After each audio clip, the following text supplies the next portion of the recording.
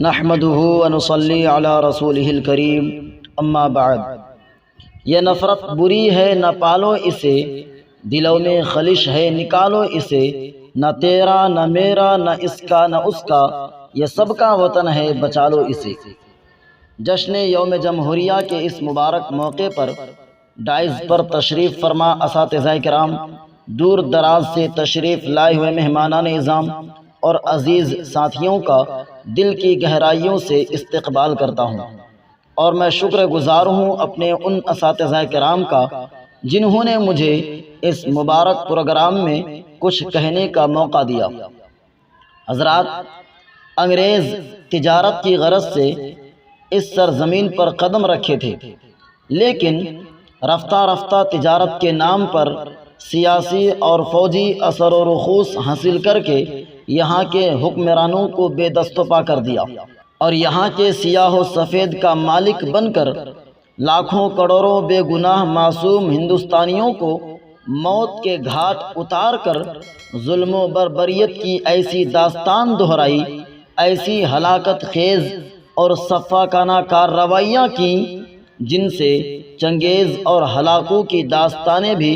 ماند پڑ گئی۔ انگریزوں نے ہندوستان کی اینٹ سے اینٹ بجا دی، ہزاروں آبادیاں ویران کر دی گئیں، ہر جگہ قتل و غارت گیری کا بازار گرم ہو گیا، ہر جگہ سناٹا ہی سناٹا، خاموشی ہی خاموشی کی فضا نظر آ رہی تھی، اور یوں محسوس ہو رہا تھا کہ اب بھارت کا ستارہ اقبال کبھی مطلع خورشید سے نمودار نہیں ہوگا اور ہمیشہ ہمیشہ کے لیے غروب ہو جائے گا۔ لیکن اس دھرتی کے خالق و مالک کا یہ دستور رہا ہے کہ ظلم کی ٹہنی کبھی پھلتی نہیں، ظلم کی ٹہنی کبھی پھلتی نہیں، ناؤ کاغذ کی صدا چلتی نہیں۔ چنانچہ ہندو مسلم ایکتا و اکھنڈتا،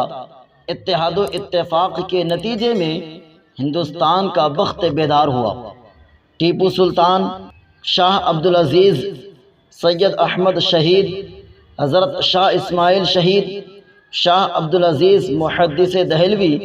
بہادر شاہ ظفر، مہاتما گاندھی،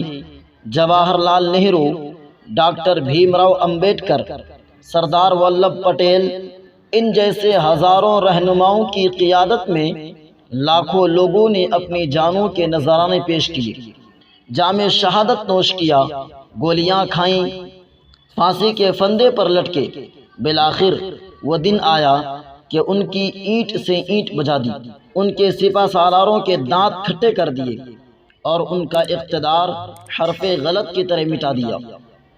معزز سامعین کرام، آزادی سے پہلے ہمارا دستور آئین نہیں تھا، کیونکہ اب تک انگریزوں کا بنایا ہوا قانون چل رہا تھا۔ اب ضرورت تھی ایک ایسے دستور و آئین کی جو بھارت کی تعمیر و ترقی کی راہ میں سنگ میل ثابت ہو، جو ہر قدم پر ساتھ دے سکے، اور ہمارا دیش پھر سے اپنے اپنے زلف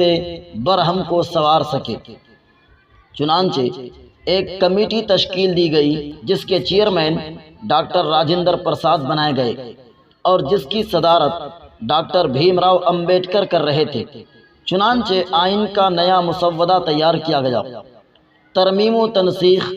حذف و اضافے اور غور و خوض کے بعد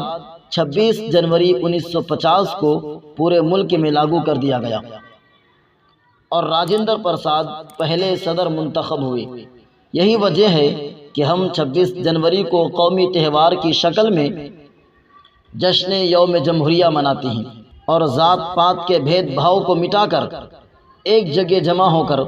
اپنے رہنماؤں کا تیار کردہ